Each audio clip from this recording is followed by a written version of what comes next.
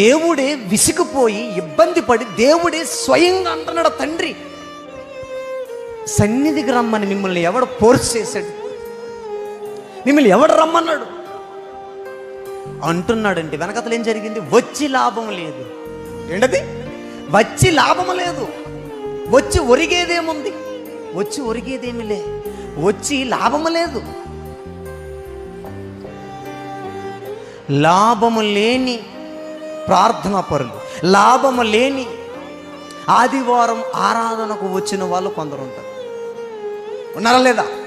ఉంటారు. అలా వెళ్ళాలి, అమ్మ ఒప్పుకోదు. అలా వెళ్ళాలి, నాన్న ఒప్పుకోడు.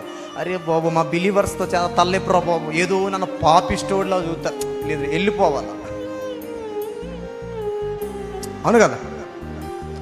ఎవరో మనుషులను మనసులో పెట్టుకుని మందిరానికి వచ్చావా, దేవుడు అస్సలు ఒప్పుకోడు, అంగీకరించడు. నీ ముఖమే చూడడానికి ఆయన ఇబ్బంది పడతాడు.